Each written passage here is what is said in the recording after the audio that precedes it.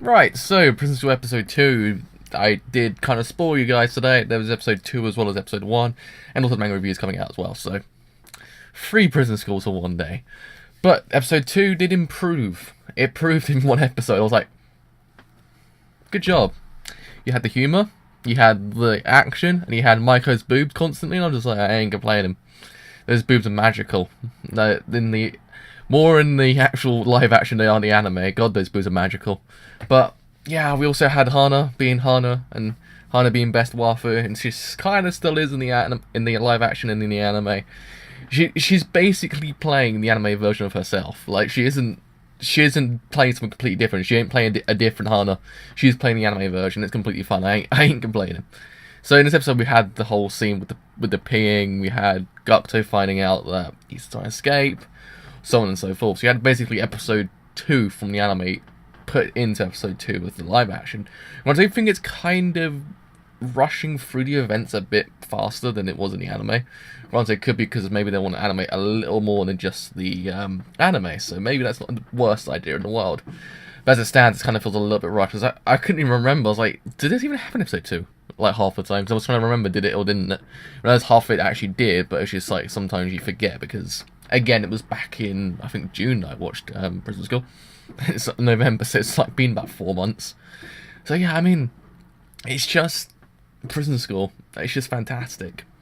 The actual anime is the anime, but this one's doing it justice. It's doing it justice more than I would say Dragon Ball Evolution ever did to Dragon Ball. Or I don't know, any other. Okay, Lupin the Third live action movie they did in Japan. Again, it's doing far better justice. It's not the levels of Rurouni Kenshin, but it's still giving it justice. It's just doing what it needs to do, and it's doing it well. That's all I care about. It could have been worse. And I think the actual side character, okay, I can't really call them side characters, it's not the main characters, but everyone else is doing their job well, and they're doing it really, really well. I mean, besides Joe still kind of pisses me off, and so does kind of Shingo, but everyone's just doing it right, and it's still competently shot. I like it. It's aesthetically nice, and it's pleasing, but there is still room for improvement. I just think sometimes it's just a little bit of overacting.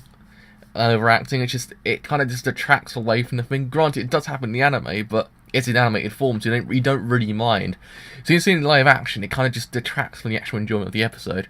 They could just dial it back a tone, like not too much, just dial it back a tone.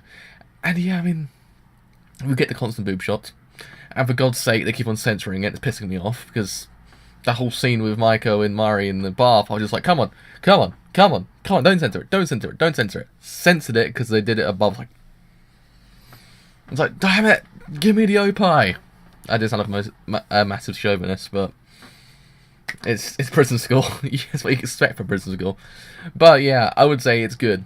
I would say if you haven't watched the anime nor read the manga, it's a good entry point because it's not doing much more than the anime ever did. It's not massively better than the anime.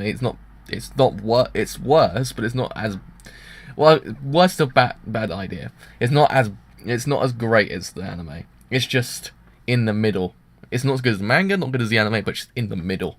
It's doing what it needs to, and it's doing it well. That's all I can say.